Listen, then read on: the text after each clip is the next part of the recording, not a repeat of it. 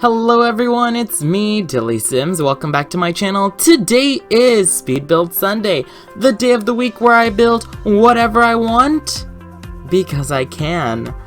So this week, I did not turn to my good old friend, Google, to build this house. I followed what little Simsy said, and just started with a box. And from that box, added more boxes on, and created this. So technically, all I did was listen to Little Simsy's Builder's Bible.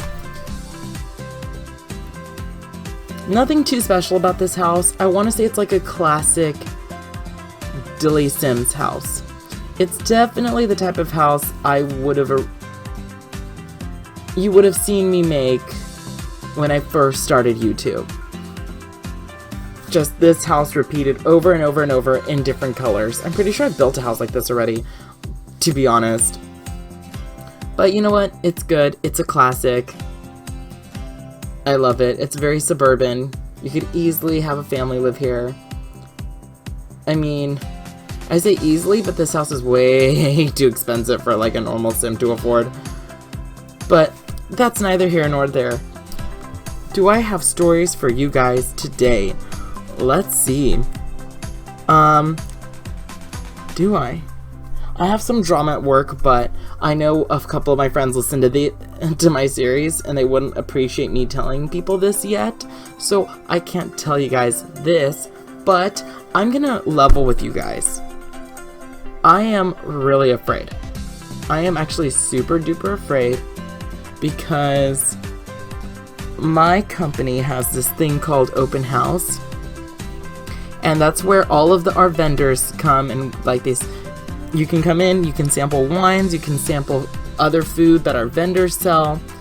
And one of my ex-friends shows up every year to this thing to sample wine and just like, you know, live her truth. But again, ex-friend. And this is somebody who was my friend up until like 2 months ago. And I am quite afraid to see her tomorrow because I'm recording this on Friday. Open house is tomorrow, Saturday, and you're hearing about this on Sunday. So by this point, I probably would have already bit the bullet and spoken to her. But I'm so afraid because it's not like we left off on bad terms, or maybe she thought we left off on bad terms, but I don't think so. I, again, don't know what's I can't say I don't know what's going on because I kinda do. I want to say this friend put her 2 cents and, yeah, put her 2 cents in a place that doesn't matter, or it did not involve her. But that's neither here nor there. Maybe one day I'll tell the story when I'm ready, but as of right now, I'm not ready. I just know I'm not ready to face this person. Normally, I'm not afraid to go to work. Like, I just hate going to work because of, like, customers and stuff, but, you know, that's, like, something it's part of the job. It's not like I have to go to work every day and go, oh my gosh, I hope a customer doesn't walk in the door. No, because that's, like, 100% guaranteed that's gonna happen. But this is like, oh, I'm going to work and I hope that person does not show up, does not make an appearance, does not speak to me. And I'm so afraid because it's not like you go to school and like you take biology, you take chemistry, you take math, you take like English, but you know what you don't take? You don't take like manners on how to be nice to somebody who was an ex-friend of yours and treated you poorly after you treated them well. Like, that's not a class you can find or take, or maybe there is. You know what?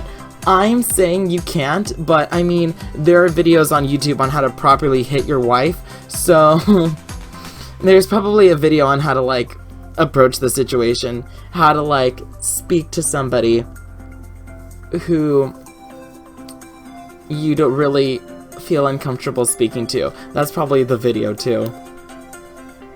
Like, I really want to, like, put on, and if you don't know this, my number one hero in life next to Angelina Jolie is Princess Diana.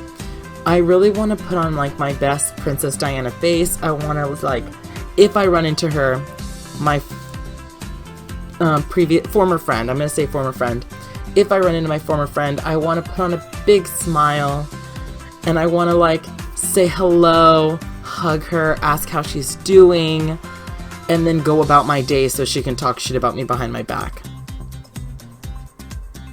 That's what I want to do, but I fear that I'm gonna see her and go, oh my gosh, so-and-so is here. I hope so-and-so didn't see me, and hide in the back. I really hope that that doesn't happen to me, because I feel like that's what's gonna happen to me. Because I know myself a lot better than anyone else. If you guys have like advice, I mean, again, by the time you guys watch this, I would have already been done, and then this would have already been like over. But you know, it would be nice to like hear your guys' input. Maybe, hey Dilly, hang in there, I did this and it helped, or hey Dilly, you're overreacting, stop being stupid. I would be okay with that too, actually. I totally would. I'm just very afraid. And then it's like, what if both of my former friends, because these aren't just former friends, they're just like former best friends. Like 2 months ago, these were people that if you said who's your best friend, I'd say, first of all, I don't have one best friend, I have two. And then I would list these people as my best friends. These are people that I have like held while they cried. These are people that I like went above and beyond for. But, you know, stuff happens. Friendships fizzle. Sometimes you are made the bad guy because of your friend's poor decision-making skills. Yeah, I wish I had more to talk about. Oh, here's something I can talk about. I know I started off with a very sad story, but here we go. I'm gonna talk about my ethnics professor, ethnic studies, because I love her. I'm pretty sure I said this on a YouTube video at some point. I love her so much. She is amazing. I just love her. I like stay behind after class to speak to her. And normally I don't do that unless I have to talk to a professor about like grades or something. But this professor, she's great. Like, I want to get to know her as a person and not like date, because I'm clearly a homosexual. So that kind of, it wouldn't work out. But I love her as a person. She's so great and awesome. I stay after class to talk to her about like old 80s movies, because I love 80s movies.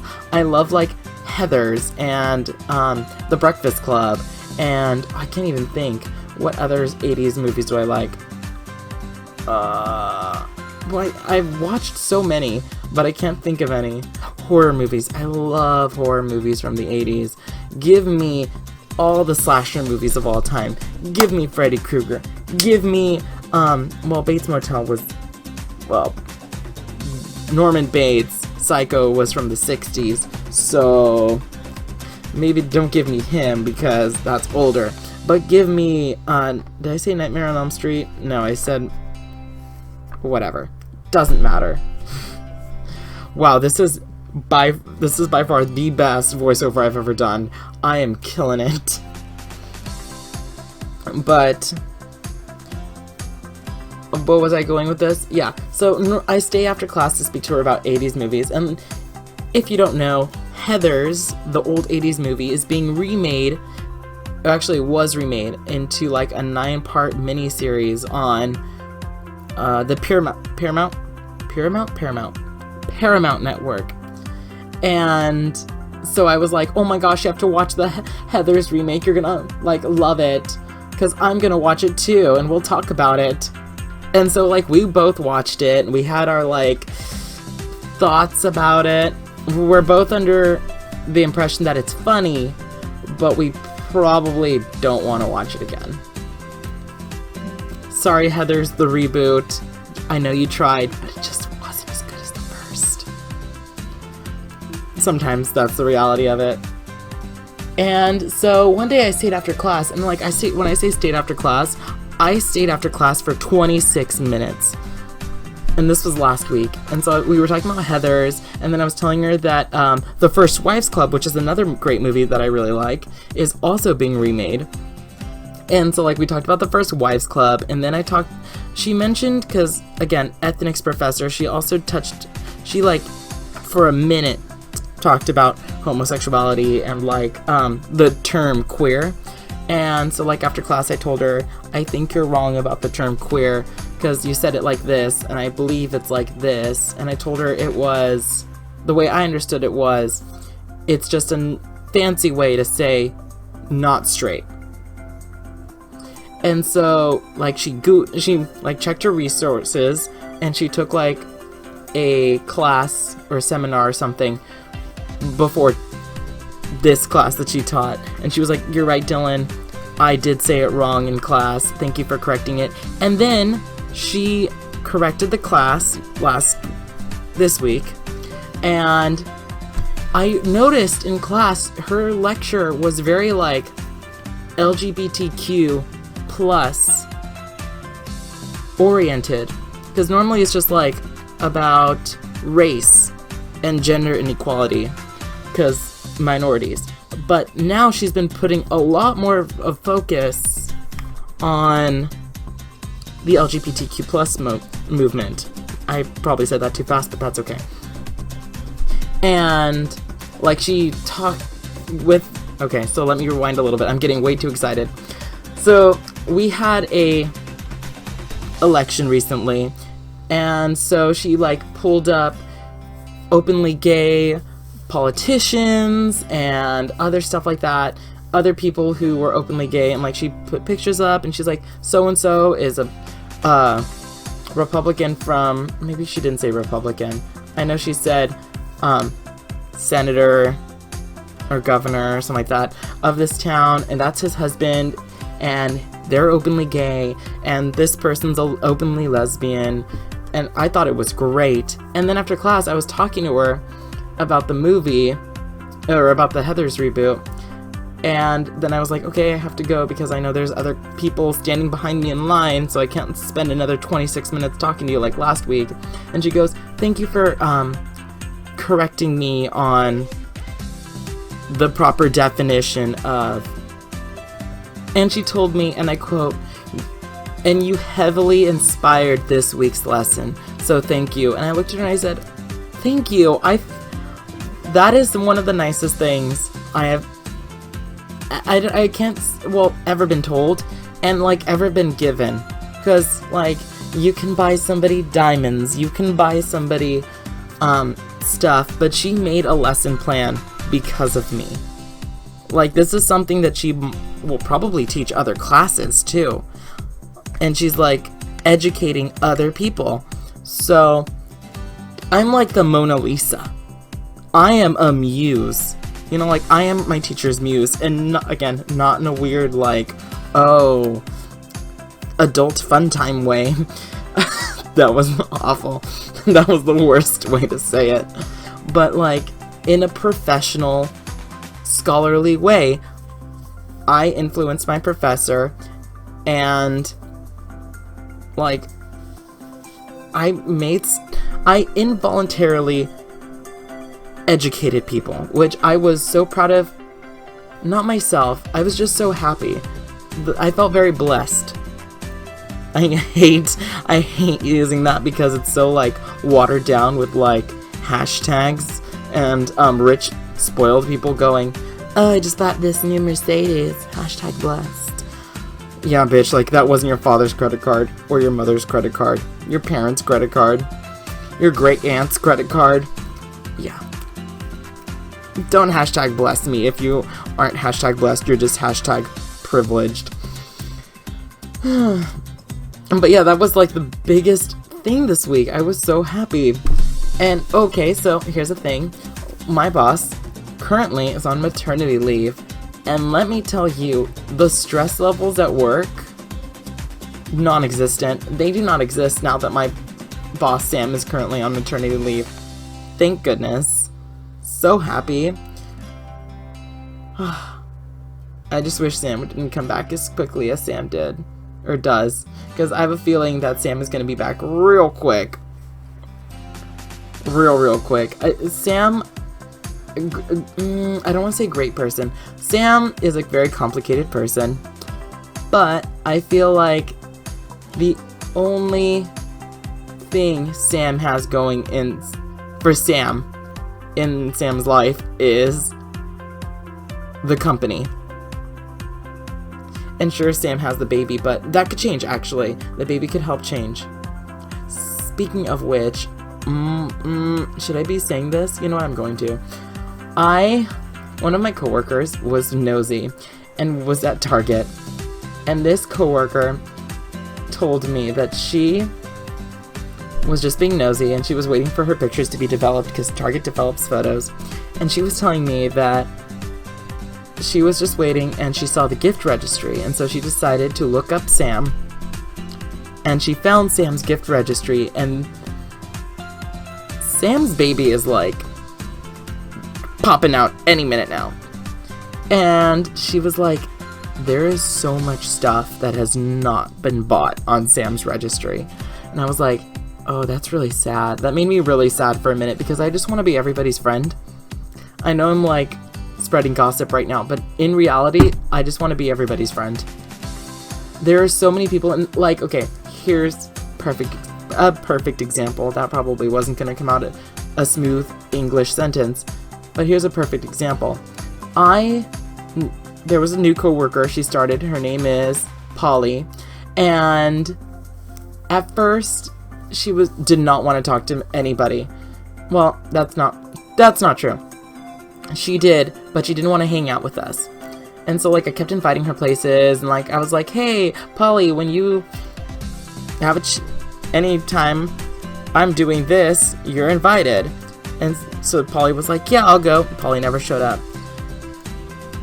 And then Polly one day told me the saddest thing. I don't have any friends. And I can't hear somebody say, I don't have any friends, because that triggers me and makes me want to be like, be your friend, not be your friend, be my friend, be my friend, be my friend. Like, that's who I am. When somebody tells me I don't have friends, I get like triggered and I want them to be my friend. I want to be that person's friend because everybody deserves at least one friend. At least one friend. And like, I dated somebody for a while, and this person moved to my area, my neck of the woods, and I was like, so do you know anybody here? And he was like, no, I don't know anybody. And I was like, okay, perfect, be my friend, be my friend, be my friend. And so like, I forced him to be my friend. Plot twist, we're not dating anymore because, hint, used to date, but that's okay. I just want everybody to have a friend. I guess that kind of like ties into the beginning of like being dropped. Having my friends drop me, and like now me wanting to be everybody's friend. Maybe there's a connection there. I don't know. But I am getting close to the end of the video, guys, so let me know what you think of this house. This house can be found in the gallery under the name Perfectly Perfect. If you want a certain house style or a challenge done, let me know in the comment section below. Like, subscribe, comment, do all those fun YouTube things. And I'll catch all of you guys next time. Bye, everybody.